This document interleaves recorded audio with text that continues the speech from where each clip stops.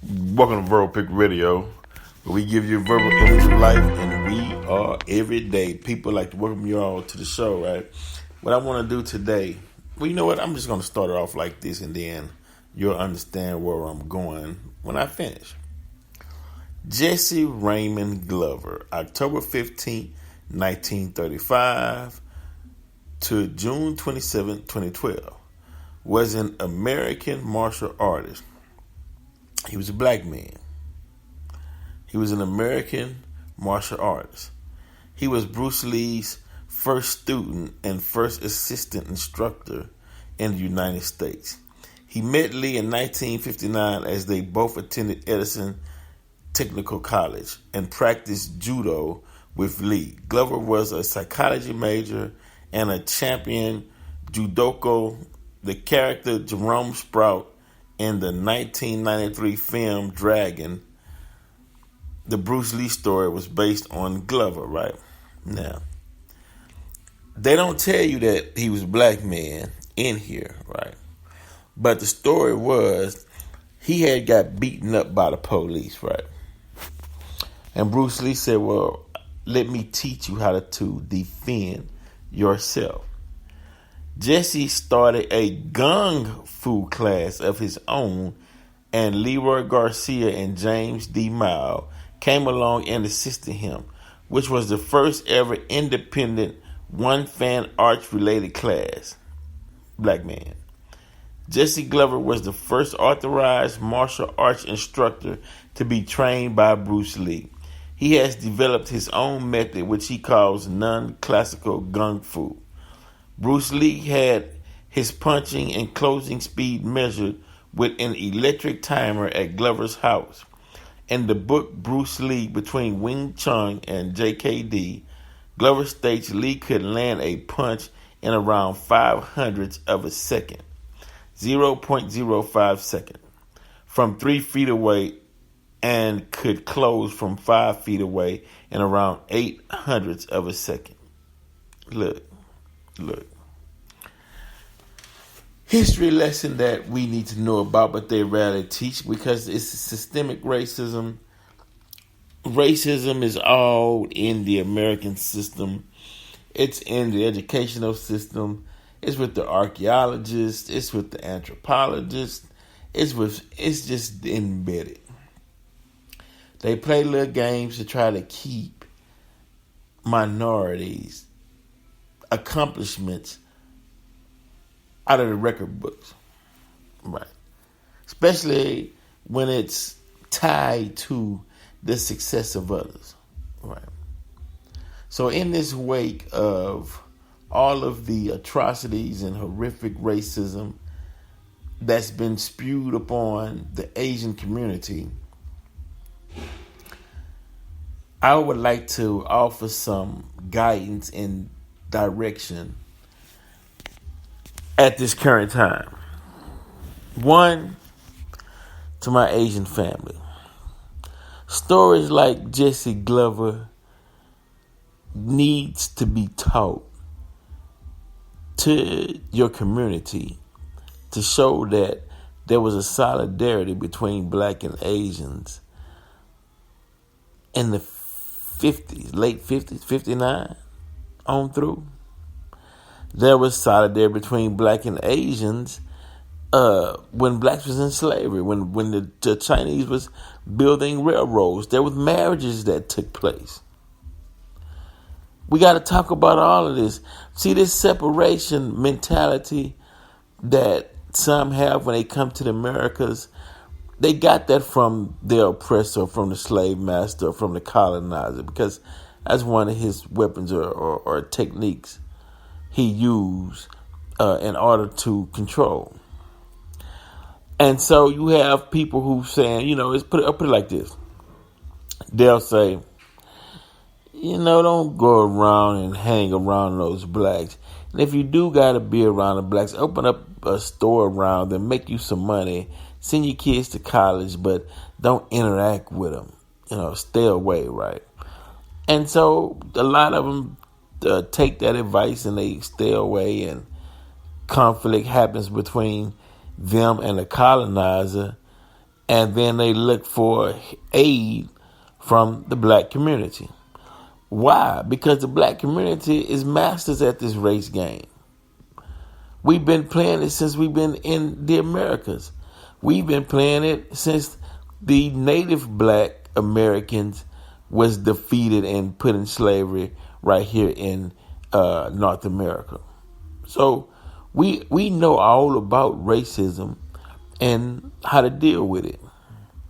Now, and this is for my Asian family, right? When you're called names, like we get called nigger and ham bones, spook, cornbread, all of that, right? Names white folks made up for us. And when they call you chink or slant eyed or gook or yellow belly or yellow whatever, okay. Then you have to come up with you some responses, right? You can say devil or cracker or, you know what I mean? We were civilized while you all were still in the caves.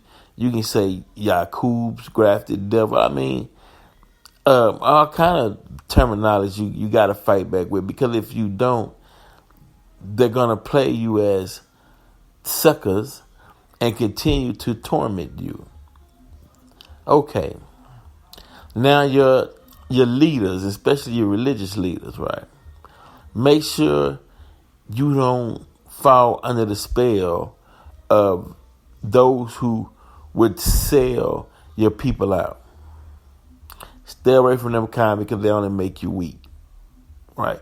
Don't let them put you to sleep. When you have grievances that you want to address, you address those grievances. Y'all come as a collective, united front, and you deal with those issues, right? Meaning stand up for yourselves, right? If you want to know the history on the Caucasian race, then you have to go to the Nation of Islam, Honorable Mr. Louis Farrakhan, Honorable Elijah Muhammad. Get your message to the black man. Read and study their history so you can know who and what you're dealing with. Right.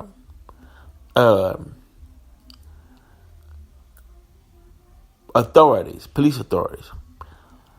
In dealing with white police authorities, make sure you have a camera on you at all times so you can film your incident, and that way it can be presented because that is now a valuable tool in order to save your life. So make sure you always have a camera handy.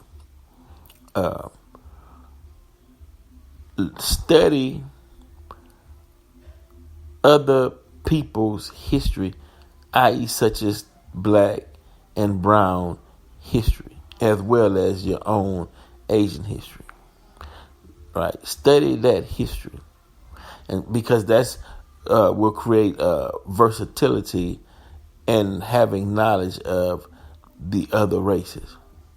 That means that you're showing some concern and care about them, and you just not separated, and you all about you and your race and the hell with everybody else, right?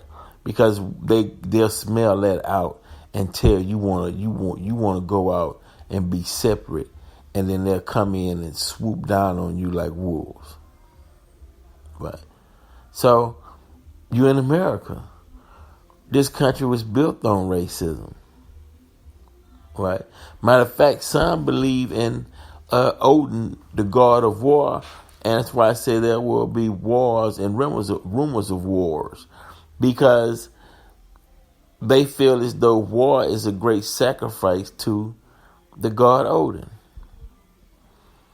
So warring, pillaging, raping the land for its natural and valuable resources, that all goes under war heading for them, because, as I stated, some believe in the war god Odin. Right. And I'm just giving you some tidbits on how to fight racism and oppression, right? And you can't do it by yourself, right? Now, some say, well, Asians don't hire black people in their stores, right? Or in their businesses, right? That's true. But at a rate, to hire whoever the hell they want to hire because it's their businesses. But the bigger key is black people have to hire their own, just like Asians have to hire their own, and Jews and Greece and Italy and whatever. Everybody hire their own and build. I mean, that's it's always been set up that way. So you can't say, well, Asians don't hire black. Blacks hire blacks. Keep that rolling. Now, in the current climate of cancel culture, right? Asian community, you have to speak out more boldly and bravely in dealing with racial issues pertaining to the Asian community, right? That crying and I don't know why it never worked for us. It won't work for you. You have to make bold assessments and bold steps in dealing with this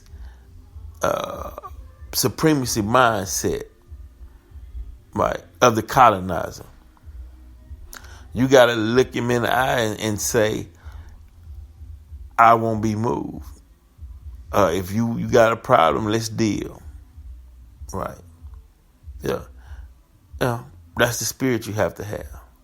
Right. So I hope what I said to you all was valuable and you can get some life lessons out of this, because if you don't, it's only going to get worse. You hear terms such as the Kung flu, the China virus, right? Things that the president, the former president, once said to the general public. And at that moment, the Asian community in droves should have came out and said, hey, we will not tolerate or allow hate speech from anyone, including the president. You can't stay silent on such issues like that, right? Then you have to start voting on local levels to change policies and to change your representatives if they're anti-Asian and haven't represented your community as well as you would like them to. Right? So you have to use your voting powers to campaign, to push, to remove that one from office and put one in that looks like you, that understands your needs and whatnot, and put them in office. So you have somebody in there that can look out for your best interest. All right. All this I'm telling you is ideas that's been put on the table to benefit the black Americans or the blacks that's in America, to make their life easier and to fight off past aggression of racism by the colonists. All right. You have to do that. When a police officer pulls you over, stick both of your hands out the window and let the officer know you do not have a gun. Right. Just because you may have kept quiet and stayed below the radar still doesn't mean that the supremacists or white nationalists or whatever you want to call them still doesn't mean that they don't hate you. Right? You have to be careful. Now, the issue with the black community and the Asian community in the past incidents that occurred with some of young black folks being shot in the stores and being followed around and being who taught you that? Who Who gave you your first impression of black people in America before you came over here? Who told you to watch out for the blacks but didn't tell you to watch out for their race, themselves? Who you thought they was being your friend, huh? You thought that you had an ally and a friend because they were against black people. Wrong. It does not work like that. Racism don't work like that. It's who's opposite, who doesn't look like who, right? See, the colonizer, the white man, whatever terminology you want to use, he knows his people, right? He don't see you as his people, right? He values the lives of his people more than he values yours. So when you get surgery to look different and change up your way to become European, thinking that would be more appeasing to the colonizer, it doesn't work, right? Hate is hate, hate is hate, hate is hate. He still would attack you. You know why? Because your features, your skin color, and your hair is not the same as the colonizers. So he can spot you right off. It don't matter how well you try to speak and how you try to lose your accent and you ashamed and embarrassed of where you came from because, you know, you got some black Cantonese in your family or whatnot. We see the game played out 1,001 times. But at the end of the day, when that colonizer look at you, don't none of that come forward. He's just attacking what he sees that's different from him, and which in his warped mind he thinks is a threat to him because you came to populate more in the States and push him out. He knows that indigenous races has the potential to populate more and crowd him out. But it's not the intention. It's just, you know, married people have children. Indigenous people like to be with indigenous people sometimes, a lot of times. And as a result of that, children are being born and the family is growing, and you can't, that's nature. You can't do anything to that.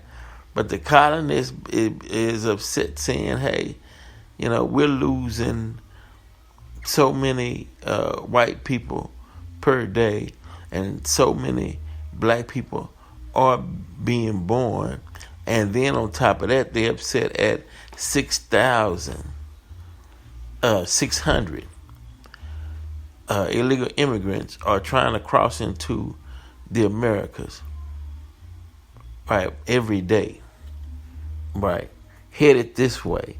And some people have a problem with that. They don't want an influx of migrants coming into the Americas. Well, you know, that's either here nor there. You know, hey, you know, but point I'm trying to make is you got all these different races, right here in America, and most of the races have their own religious ideology. And the question still remains, why can't everybody get along? You know, why can't everybody just relax? I mean, we sitting under the same sun, staring up at the same moon. We hear the same birds. So, what's the problem? Now, I know for a fact in time the black, brown, red, and yellow all got along with no problem, right?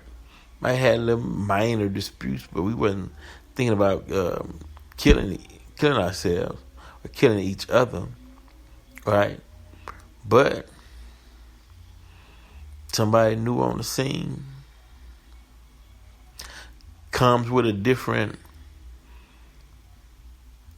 type of teaching, type of propaganda teaching, mixed with lies, sprinkled in a little truth, right? And they present that, and the people pick it up and start eating from it. Next thing you know, I don't like so-and-so. I don't like that race. I don't like this group. I don't like when you did this. Well, while they sitting back laughing at the fact that they created the dynamic of things were self-destructing. It came right out of their mindset. But the fact still remains. Unity is the name of the game. Verbal Pick Radio, we're out.